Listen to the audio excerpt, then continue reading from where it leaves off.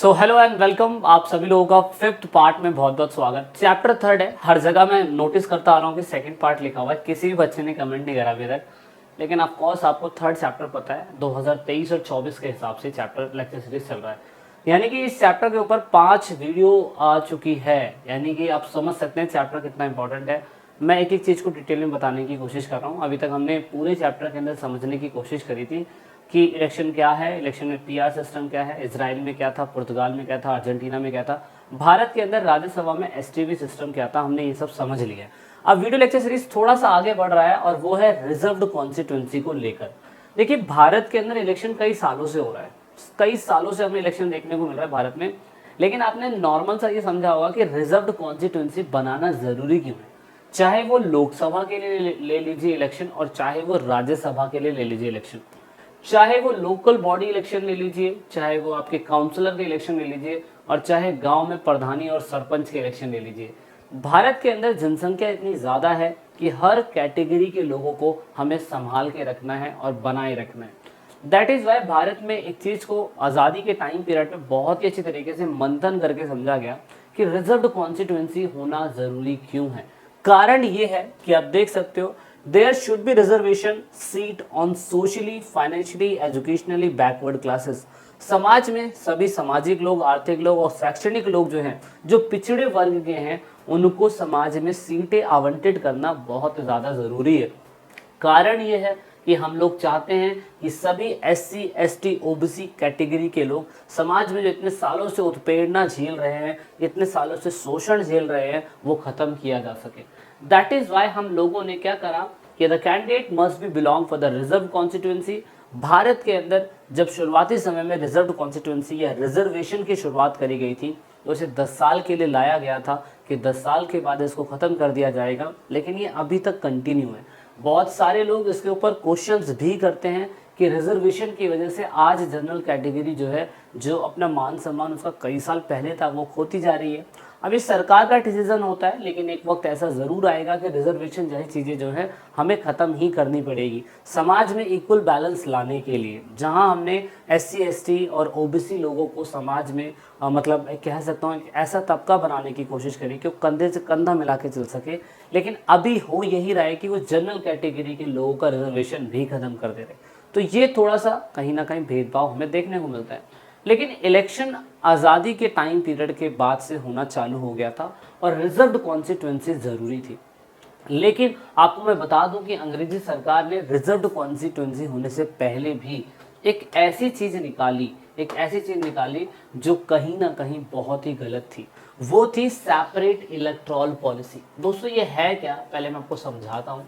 Separate electoral politics या system मान लेते हैं इसे, सिस्टम सेपरेट इलेक्टोरल सिस्टम। इसे हिंदी में बोलते हैं पृथक निर्वाचन आयोग या मंडल बोल सकते हो आप इस इलेक्टोरल सिस्टम।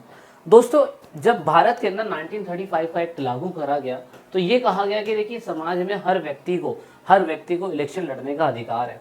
और अंग्रेजों ने बड़ा ही आसानी से पार्लियामेंट्री सुधार के तहत सेपरेट इलेक्टोरल यानी कि पृथक निर्वाचन मंडल बनाया। इस पृथक निर्वाचन मंडल से हुआ ये कि अंग्रेजों ने कहा कि हमारे भारत के अंदर हिंदू भी हैं, हमारे भारत के अंदर सिख भी हैं, हमारे भारत के अंदर मुस्लिम भी हैं, हमारे भारत के अंदर बुद्धिस्ट भी हैं, हमारे भारत के अंदर जैन भी हैं, हमारे भारत के अंदर क्रिश्चियंस भी हैं। तो आप नोटिस ये करेंगे कि अगर ये सारे लोग भारत के अंदर थे तो सेपरेट इलेक्टोरल पॉलिसी ये कहती है कि जो भी जिस जाति का है, जो भी जिस धर्म का है, सिर्फ वही धर्म और वही जाति का व्यक्ति उसको वोट डालेगा। इसे बोलते हैं सेपरेट इलेक्टोरल सिस्टम। अंग्रेजों ने बड़ा ही समझदारी तरीके से हमें बांटने की कोशिश करी, हमें खत्म करने की कोशिश करी। और सेपरेट इलेक्टोरल सिस्टम हमारे लिए एक जहर की तरह था। अगर हम लोग जाति के हिसाब से, धर्म के हिसाब से मान लीजिए कोई क्रिश्चियंस खड़ा होना चाहता है तो सिर्फ उसे क्रिश्चियन ही वोट डालेगा। तो ऐसे तो हम वैसे ही भेदभाव करते जा रहे पूरे समाज के अंदर। That is why separate electoral system जो था वो बिल्कुल गलत था। ब्रिटिश गवर्नमेंट ने इसे इंट्रोड्यूस करा था और उसके बाद कहा गया था कि हर कम्युनिटी का व्यक्ति चुनाव लड़ सकता है, लेकिन उसे विशेष जाति का ही बंदा वोट डालेगा जो उसकी जाति या उसकी कम्युनिटी से बिलोंग करता है। तो इसीलिए हमने कहा कि ऐसा नहीं होना चाहिए, ये बिल्कुल गलत है। हम ऐसा कर सकते हैं कि हम रिजर्व कॉन्स्टिट्यूंसी कर सकते हैं और जो समाज में पिछड़ी जाति का है उसके लिए एक सीट आरक्षित कर सकते हैं, लेकिन समाज में सभी लोग उसको वोट डालें। ताकि भेदभाव ना हो। तो ये बेसिक डिफरेंस था सेपरेट इलेक्टोरल पॉलिसी का और रिजर्व्ड कॉन्स्टिट्यूएंसी का, जो आपकी एनसीईआरटी के अंदर इतना डीपली नहीं समझाया गया। तो बिल्कुल समझने की कोशिश करिएगा। और उसके बाद अगर आप देखो तो मैंने कहा ना, constitutional assembly adopt the idea of reserved constituency, ना ही कि सेपरेट इलेक्टोरल पॉलिसी। पृथक निर्वाचन मंडल नहीं चुना गया। पृथक निर्वाचन मंडल ना चुनने का कारण ये था, हमारे भारत के अंदर अंग्रेजी सरकार हमें पूरी तरीके से खत्म करना चाहती थी, और अगर वो खत्म ही कर देती हम लोगों को जाति, धर्म और समुदाय के हिसाब से, तो आज जितना भारत टूटा हुआ आपको हिंदू और मुस्लिम के बीच में दिखाई दे रहा है, आज वो सिख, जैन, बुद्धिस्ट और पता नहीं कितने लोगों में टूटा हुआ दिखाई देता। लेकिन हमारे जो कॉन्स्टिट्यूशन मेकर्स हैं, उन्होंने बड़ा ही सोच समझ के इस चीज़ पे फोकस करने की कोशिश करी कि कहीं ना कहीं हमें रिजर्व्ड कॉन्स्टिट्यूएंसी लाना चाहिए। निर्वाचन आयोग जो है उसने भी इसी चीज़ की रिकमेंडेशन दी कि हमें निर्वाचित रिजर्व्ड कॉन्स्टिट्यूएंसी यानी कि आरक्षित क्षेत्र लाना चाहिए, ना ही कि सेपरेट इलेक्टोरल पॉलिसी यानी कि पृथक निर्वाचन मंडल। तो ये बेसिक डिफरेंस था जो आपने समझना था। अब यहाँ पे हमने क्या करा, हमने निर्वाचन क्षेत्र अपना लिया, सभी वोटर्स को कहा कि आप सभी एलिजिबल हैं, आप किसी भी कम्युनिटी, सोसाइटी, किसी भी ग्रुप के हो सकते हैं, लेकिन आप इस रिजर्व्ड कॉन्स्टिट्यूएंसी के अंदर अगर कोई बंदा खड़ा होता है तो आप उसे वोट डालिए, सारे लोग। अब इसके लिए कमीशन बनाया गया, उसे बोलते हैं डीलिमिटेशन कमीशन, इसे बोलते हैं परिसीमन आयोग। दोस्तों ये एक ऐसी कमीशन बनाई गई थी जिसका पूरे भारत के अंदर सिर्फ यही काम था कि किसी भी क्षेत्र की सीमा क्या होगी, और किसी भी क्षेत्र के अंदर, जैसे यूपी है तो यूपी के अंदर किस जगह को रिजर्व्ड कॉन्स्टिट्यूएंसी बनाया जाएगा।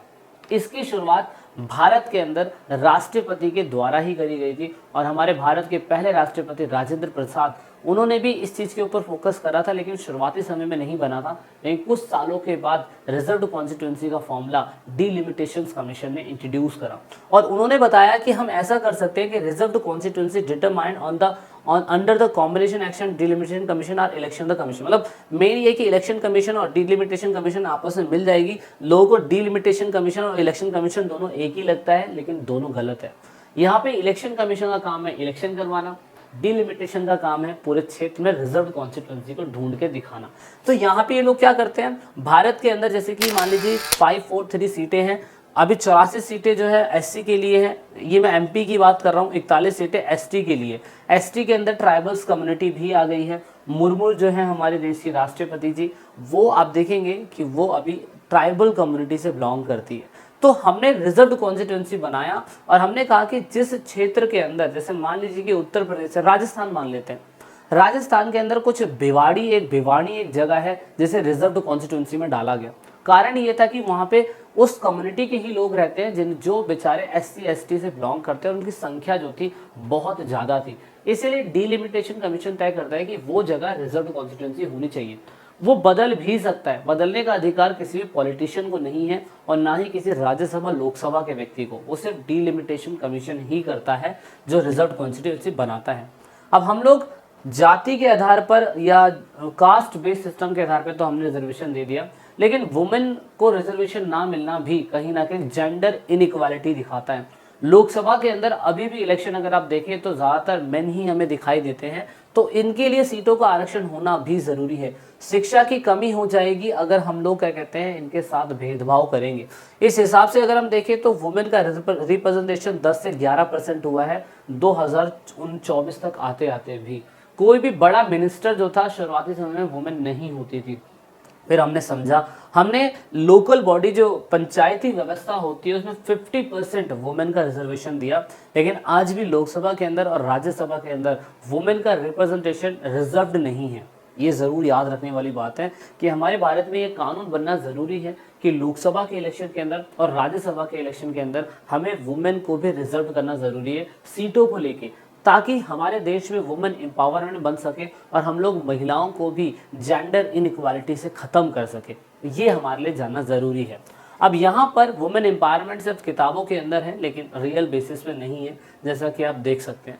फ्री एंड फेयर इलेक्शन होना ज़रूरी है ताकि डेमोक्रेसी बनी रहे और यहाँ पे भाई सभी लोग अपने एज के अनुसार वोट डालें, वो ज़रूरी है। अनिवार्य प्रोसेस है कि हर 5 साल के अंदर वोट हो ही हो, नहीं तो गलत हो जाएगा। दूसरा, लोगों की भागीदारी होना ज़रूरी है ताकि देश जो है एक इलेक्शन रिप्रेजेंटेटिव वाला देश बना रहे। यूनिवर्सल अडल्ट फ्रेंचाइज का मतलब यही होता है कि जो भी बंदा 18 साल से प्लस है उसे राइट टू वोट है।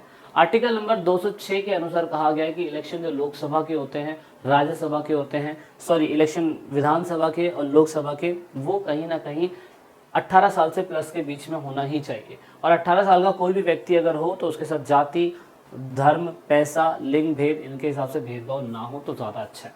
तो यहाँ पर हमने पहले 21 वर्ष था, हमने 61 अमेंडमेंट करा और उसे 18 वर्ष कर दिया।